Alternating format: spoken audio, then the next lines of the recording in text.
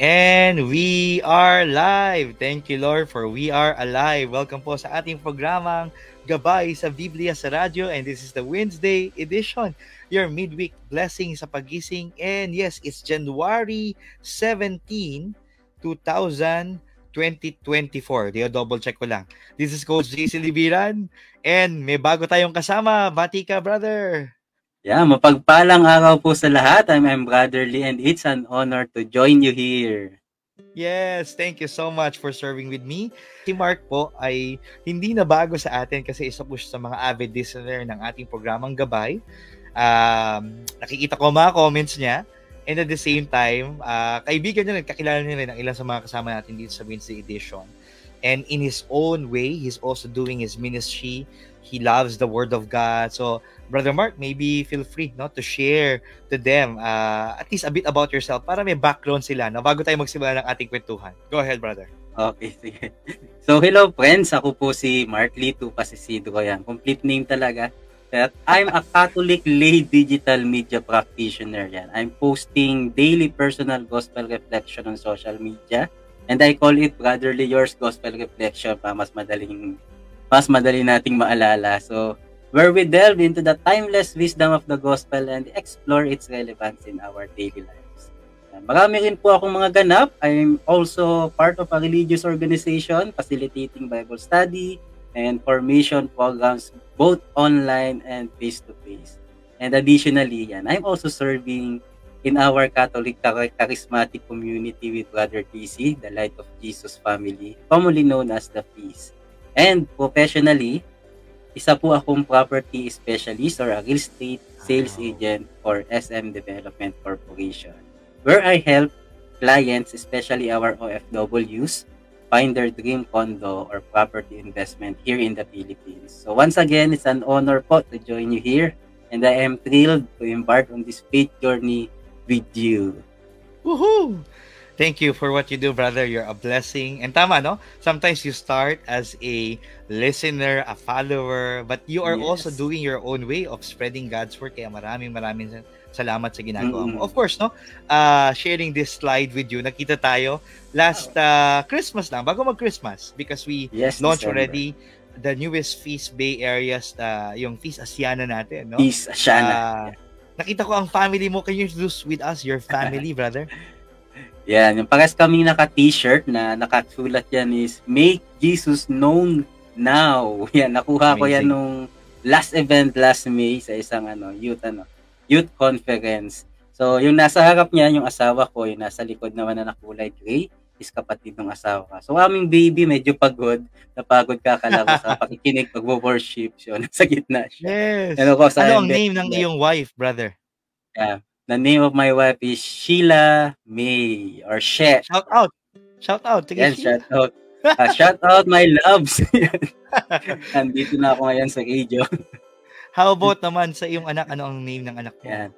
Yung anak ko naman, pinangalan ko dyan, Eli Sean. So, medyo tricky siya kasi pag mabilis yung salita mo, Illusion or Illusion. Pero, but the name is Eli, means exalted God, and Sean is from the Irish word from the God is graceful. Yeah. Beautiful. And then, ang sister naman ng iyong wife ay si Shine or Shane. O, diba? Yes. Sheila, tapos Shine naman. And again, thank you for what you do. Itong content, no? Gustong-gusto ko yung shirt ninyo, no? The message. And this is what we do as well here in Gabay. Make Jesus known now. Wala nang i-delay. Kaya tama-tama dito po tayong lahat. And we get to do this, no? Kung hindi po kayo katulad namin na content creators ni Brother Mark, you can share and tag your friends in the comment section. And by doing that, sabi nga, sharing is caring. You are also becoming a blessing. You're shining the light of Jesus and you are sharing His love. Brother Mark, can you share quickly about ano ba ang content na mahanap dito sa iyong YouTube channel? Go ahead. Yes, yung YouTube ko, I started posting there nung mga content pa ni Brother Bo. Nung nag-start kasi ako as na-inspire ako sa mga video ni Brother Bo. And doon ko rin natuklasan ang The Feast. So, yun yung mga una kong pinost. But yan, by growing and by maraming nag-influence sa akin sa The Feast, nag-encourage sa akin, I also driven to create contents of my own. And of course, yun, dahil rin nakapag-aral rin ako ng theology sa Don Bosco School of Theology, by the help of Father Michael Laguardia, the late father. Yeah. Kaya ako yung nakapag-aral doon. Gumawa na ako ng sarili ko content. And yung mga content ko na ginagawa ngayon is my personal gospel reflection on the gospel reading today. So, ayun Beautiful. po. So, ang title ay Brotherly Yours. Please do check it out. And again, thank you for being an inspiration. Ganun naman talaga, di ba? Sa una, tanggap ka lang, receiving lang. But eventually, you can't help but share it as well. And in your case, ayan, yung mga reflections mo sa salita ng Diyos. At yan rin po ang ating ginagawa dito sa ating programang, ating question once again. Ano ang mga aspiration mo ngayong 2024? At ano ang mga tamang actions na gagawin mo to make it come true? Brother, siguro, simulan mo na kagad. Parang kanina, ang ganda na ng momentum mo eh. Feel free to jump already into it.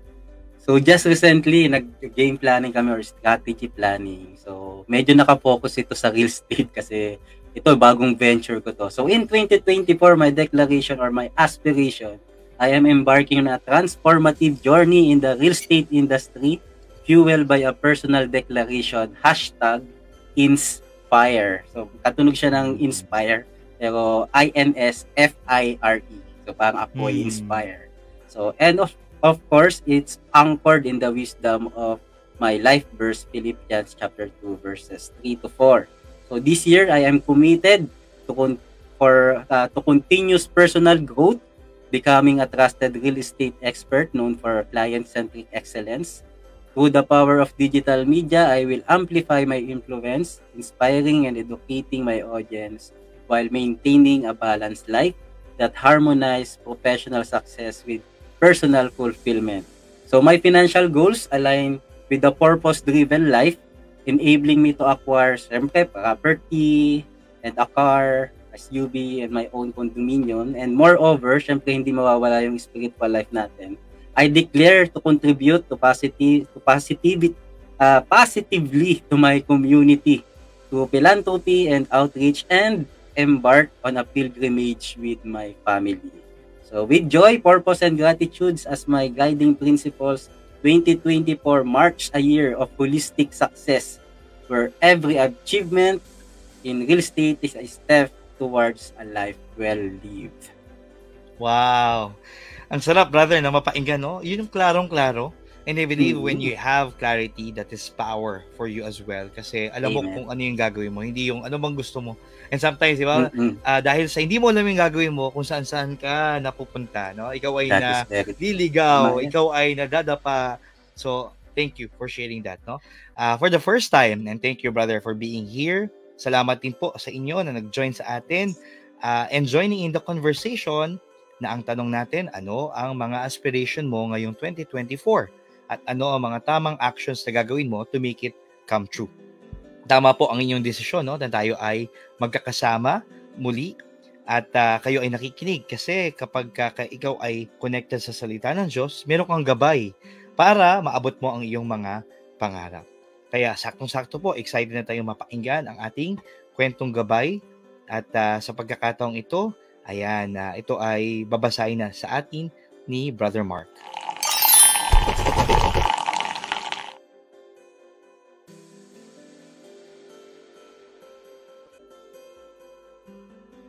Ang pamagat ng ating kwentong gabay ay huwag magpakitang gilas, kundi maglingkod.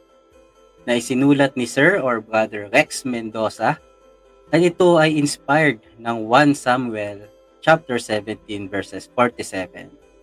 Sabi doon, at makikita ng lahat ng narito na makakapagligtas si Yahweh kahit walang tabak at sibat. Kay Yahweh ang labanang ito. Kwento ni Brother Rex. Naimbitahan akong maging speaker sa isang investment forum sa Hong Kong noon. Nang makita ko ang listahan ng ibang magsasalita, nanliit ako. Lahat sila ay mga gulayat. Mga kinatawan sila ng malalaking multinational companies. Malawak na ang kanilang kakanasan sa makabago at sopistikadong financial markets. Kaya ko ba to? Ang payo ng mentor ko ang naging pundasyon ko bilang empowered speaker.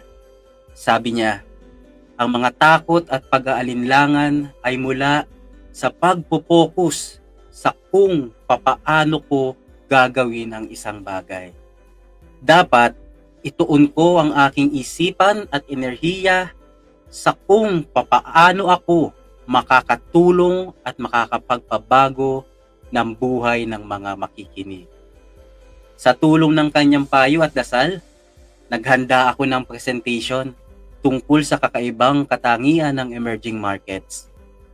Dahil sa perspektibo ko na makapaglingkod at hindi magpakitang gilas, isa sa mga pinakamalakas na pinalakpakan ang aking presentation. Pagnilayan natin, gaya ni David, kailangan mo bang palakihin ang iyong pananampalataya sa pamamagitan ng preparasyon at aksyon? Manalangin tayo. Jesus, naway mapaglingkuran kita ng lubusan sa pamamagitan ng mga biyaya at pagpapala na lagi mong ipinagkakaloob sa akin. Amen. So ayan, I want to start this in 2 words. Grabe at sapul. Sa title pa lang, huwag magpakitang gilas kundi maglingkod. Finish na. Sulit na. But in reflecting on the verse from 1 Samuel chapter 17 verse 47 and the inspiring story shared by Brother Rex Mendoza, we are reminded of the powerful combinations of faith, intentions, and action. Katulad ni Brother Rex at ni David, facing the giant Goliath, didn't rely solely on his skills or strength but anchored his faith and trust that God would fight alongside him. At tayo rin, we too are called to do the same because our faith is not passive. It's an active partnership with the divine. In my own life, this resonates with my favorite verse or my life verses from Philippians chapter 2 verses 3 to 4. It says there, don't do anything from selfish ambition or from a cheap desire to boast, but be humble toward one another, always considering others better than yourselves, and look out for one another's interest, not just for your own. These words are a guiding light in my journey as a servant, a leader, or someone engaged in various ministries, and also as a salesperson. Discernment becomes very important in our actions, be it leading ministries, facilitating Bible studies, or even in my professional life. We are called to examine our motives, to practice the examen of conscience in our service, and to ensure that our endeavors are not driven by selfish ambitions, but by a genuine desires to serve others. And katulad ni David at ni Brother Rex, who focus on how they could serve and make difference rather than showcasing their own abilities, we are reminded to consider the interests of those we serve. This means regularly reflecting on the motives behind our actions, asking ourselves if we are truly seeking the well-being of others.